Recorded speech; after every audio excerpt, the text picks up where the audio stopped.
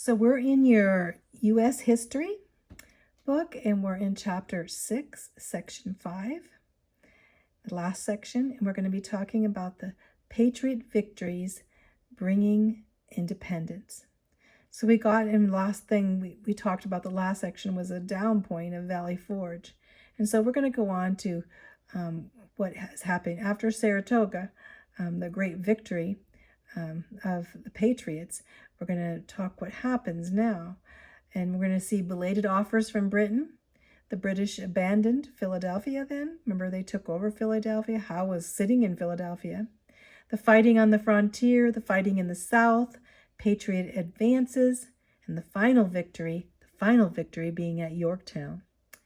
How they trapped Cornwallis, General Cornwallis, and all of his thousands of soldiers, and the Treaty of Paris, the treaty that ended the war and gave the United States independence from Great Britain. So here's some pictures here, and we see the Patriots here fighting here. As we see, we're going to see, this is actually, this is in the South. This is actually in the South. This is, as we go through here, this is in the South. This is actually, we'll talk about some of the fighting in the South. And going on, let me not, to the victory at Yorktown there, trapping Cornwallis, the Patriots there, fighting on the frontier, as we see here. Some of this is fighting on the frontier in the swamps. So let's begin. Belated offers from Great Britain. Well, there was a Saratoga victory that won support of France. Now, France was going to come and join in the war effort against Great Britain. And this changed the British view of the war. You know, now they know with France, America would have another advantage as the French were coming to fight with them. And Great Britain now would be fighting their old enemy. They had fought many wars with France, and now they had a new enemy. Two enemies to fight now. Also, Spain and Holland then were deciding to join America. So in 1778, the British were ready for peace. In fact, the Parliament passed bills and gave up the right to tax the colonists, and they decided to concede any laws the Americans wanted, except they did not want to give them independence, that's for sure. So the Parliament was saying, okay, we won't tax you now anymore. Yeah, a little late, don't you think? And so the British remorse came too late, and the king had set the foreign mercenaries to invade, and so there was no going back now. Even though Britain now was thinking, well, maybe if we let them have their, let take away these taxes. Well, now is not the time. The British abandoned Philadelphia. Remember, here was Howe sitting in Philadelphia, and now Sir Henry Clinton here, another British general, came and replaced Howe. And so Howe is H-O-W-E. I have some typographical errors here. Anyway, Clinton decided to concentrate on the British forces in one place. He said, here we're in Philadelphia and in New York. So basically he said he wanted to concentrate all of his forces. Clinton saying, I want to concentrate all my forces and head to New York. Because he thought, we need to defend New York against this French fleet that will probably be coming into New York, right? That's another reason he went to New York. And so General Washington then pursued the British and tried to stop them at the Battle of Monmouth. And so then the British reached New York City, where they stayed for the rest of the war. Clinton stayed in New York City. Sir Henry Clinton, the British general. And so for the next 3 years, Washington's army contained Clinton's army in New York City. So here was Clinton's army, and he stayed in New York City at this time. Washington contained it so that it didn't didn't leave New York City. So they abandoned Philadelphia. But there was fighting on the frontier as the British had basically decided to come to the frontier area, Patriots defended themselves against British and Native Americans that were stirred up by the British. The British came in and stirred up the Native Americans, is that basically to fight against Americans. So they were fighting Native Americans, Indians, and then that they were fighting the British too. In 1778, in the summer, Kentucky volunteers under George Rogers Clark seized the post at Kaskaskia and Cahokia, and they're in Illinois today. And so later Clark failed to capture Detroit, but his expeditions put the frontiersmen in a safer position during the rest of the war. So he was considered about a Kentucky hero. So we have this hero, fighting, not only fighting the Native Americans, but the British here. So in his Kentucky volunteers, Rogers Clark here, we see fighting in for the Kentucky volunteers. And then there was fighting on the high seas, which you don't think how it could be. How could America be fighting on the high seas, not having, of course, the British had the greatest warships ever on the high seas. So Patriots had hardly no warships, right? But we do have fighting on the high seas, and we have this hero, John Paul Jones. And he was the privateers and private vessels that were commissioned by the states. And so he had been commissioned. First of all, mainly a lot of these ships were mainly cargo ships and fishing ships that had been commissioned. And they had guns to attack the British ships. But they destroyed and captured some of the British supply ships, but they didn't really have much impact on British warships, except for John Paul Jones, right? A hero. He was native of Scotland, and also John Barry, another hero. Two heroes fighting against, the British ships of that time, which were the top of the line, right? So we had all these little cargo ships, or fishing ships with guns attacking and getting British supplies, but basically we have John Paul Jones. Let's find out. Captain John Paul Jones. Jones set out to attack the British Isles themselves. He said, I'm going to go attack England, the British Islands. Can you believe that?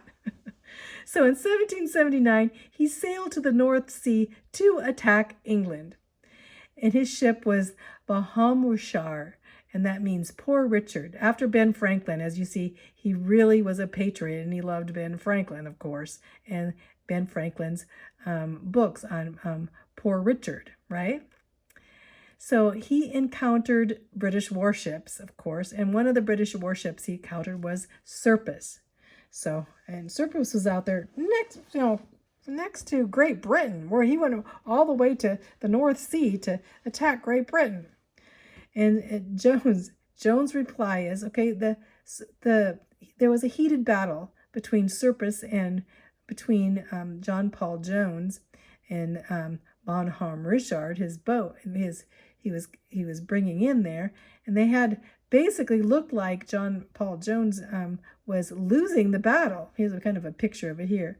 Losing the battle as Americans, but they said, basically they called out and said, you need to surrender now. And John Paul Jones's reply was, I have not yet begun to fight. And so he did not give up, and he captured the Serapis, and he captured many other British ships. A great American hero indeed on the seas, fighting against huge odds, so here we have Captain John Paul Jones, American hero. And then there was fighting in the South. And late in 1778, the British formulated a new plan of attack. They decided we need to invade the South because the South doesn't have a big population. Its population is smaller and scattered. Plus, there were many loyalists that were loyal to the king in the South, were located there. So they thought we should conquer the South, and then we'll push north, the plan that up towards Clinton, up towards New York, we'll push up north, and we'll get the South. So the early British did have success in this, as Cornwallis, General Cornwallis, the British general, took Savannah, Georgia in December of 1788. And then in May of 1780, the British general Cornwallis took Charleston, South Carolina, which was a huge port. So now the British had control of not only Charleston, but Savannah, and those were two big areas to control, in the South. But, the Patriots sent General Gates to the South, which General Gates at that time did not do the best job, and so he met them at Camden, South Carolina. And at first, the Southern Patriots totally fell apart at Camden, so General Gates was just like, he's kind of like, we're just going to attack, and a lot of times he didn't, even though he was great at Saratoga, he was not so great as he was attacking in the South, and not knowing, in that area, and not taking, there were a lot of complaints the way he did things back then. So anyway, at first the Southern Patriots fell apart. But local citizens hindered the British, and the Southern militiamen came together. As the Redcoats invaded, many Southern loyalists then became die-hard patriots. They had to defend their homes and their families. And so the local citizens made life miserable for the British. They gave false directions, they tricked them in every way, and they refused to help them or even to house them. So the Southern volunteer militiamen, headed by Francis Marion, he was called the Swamp Fox, and General Thomas Sumter, Gamecock. They were two of the guys that were in the South. They were, and actually they were once loyalists. A lot of these people, they were loyal to the crown, but they were being attacked by the British, and they right away switched and became patriots. And that's what the movie The Patriot, when you see with Mel Gibson, is about, the Swamp Fox, and they defended the area and interfered with the British communication and harassed the British troops by hiding in the swamps and attacking. And so here we have, despite Camden, despite Gates at Camden and the failure there, the South were defending their land, defending their families. The Patriots' advances of the mountaineers. So in October 1780, the Patriot force of mountaineers from what's now in Tennessee, and they stopped the British invasion at the Battle of Kings Mountain. And they checked the British advance and raised the morale of the Patriots in the South. General George Washington then sent in General Nathaniel Greene. He was called the Fighting Quaker. Here's some pictures of him, the Fighting Quaker here. He sent him down into the South to replace Gates. Remember, Gates was having a problem. And so he said he needed to have a replacement. General Washington wasn't really thrilled by Gates and how the battle went. And so he sent in the Fighting Quaker, Nathaniel Greene. Although at first they lost, except for the Battle of Cowpens, but Greene won the campaign by a sly strategy. So what was Greene's strategy? Well, the Patriot forces defeated and led the Redcoats deeper and deeper into the North Carolina wilderness. Basically, they would go into the wilderness. The British would follow them into the wilderness, and they didn't know the wilderness. And so the British were eventually totally exhausted by going into the wilderness and not knowing exactly where they were at. And then the British finally decided, we gotta retreat to the coast. Fighting in this wilderness is crazy. So by 1781, the Patriots had retaken most of the South except for Savannah and Charleston. So here we have the Patriots. We have Nathaniel Greene, remember him. Gates was being replaced, and there's battles going down in the South now because basically Great Britain wants to control the South, and then now work on to the North. But the final victory was at Yorktown. General Cornwallis fled to North Carolina wilderness there, and he retreated to Wilmington, North Carolina, and marched north to invade Virginia. He was thinking, we'll go through up towards North Carolina into Virginia and invade in Virginia, but he encountered several groups of patriots along the way.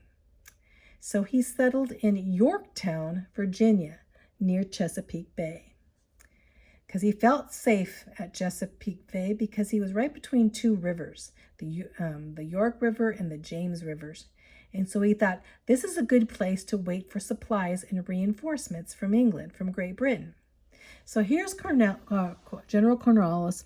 He's fled into the North Carolina wilderness. From that wilderness, retreating into Wilmington, North Carolina, waiting because he wants to invade Virginia. He needs supplies. He needs reinforcements. He has all of his men there and thinks he's completely safe. But however, he was not safe.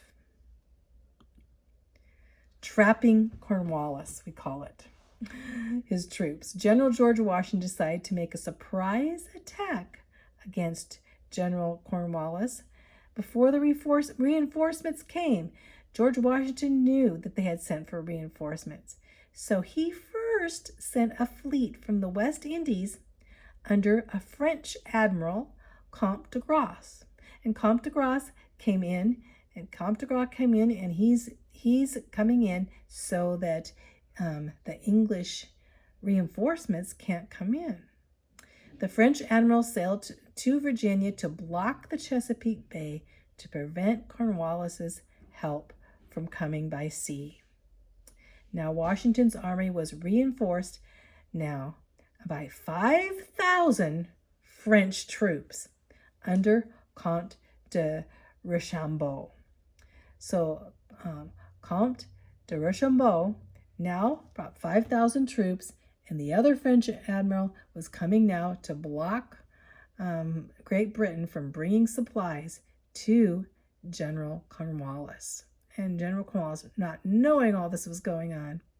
And so now, they marched south, basically marching south from New York City, and we'll see what happens.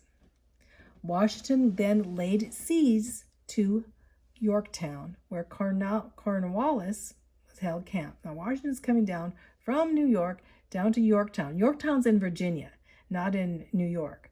So basically laying siege to Yorktown, because that's where General Cornwallis and all of his men held camp there. They were waiting for reinforcements. On October 19th, 1781, after several weeks of siege, basically not letting them come out, several weeks not letting them have supplies, Cornwallis decided to surrender his 8,000 men. He surrendered to George Washington. Wow. So the victory at the Battle of Yorktown in Virginia meant independence for the United States of America. Now we knew America would be an independent nation. The victory at Yorktown, Virginia. So Lord North, the Prime Minister of Great Britain at that time, he heard the news of Yorktown and he said, well, it's all over now, right? But there was scattered fighting for about a year in certain areas. But American independence was really won at Yorktown. I think that's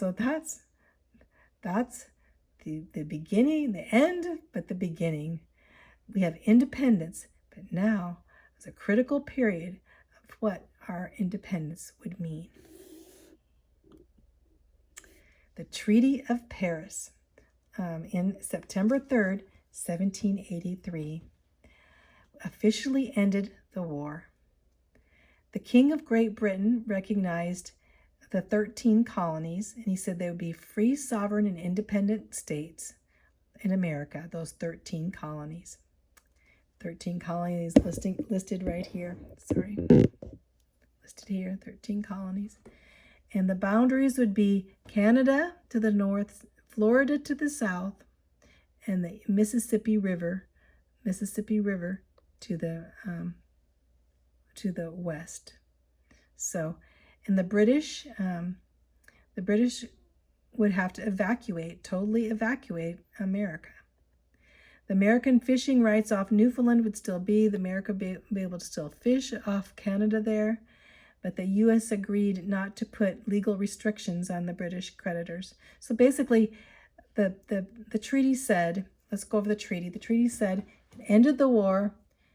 Great Britain recognized the 13 colonies. The boundaries were set. The British had to evacuate. The United States agreed that they're not going to put legal restrictions on British creditors. So they're not going to make England pay back all of its debts. And land was taken from the Loyalists. Remember the Loyalists that were loyal to Great Britain? They had some of their land taken away, but they would give the Loyalists back some of their land, or back their land, be returned with full protection. So they were going to give the Loyalists back their land with full legal protection.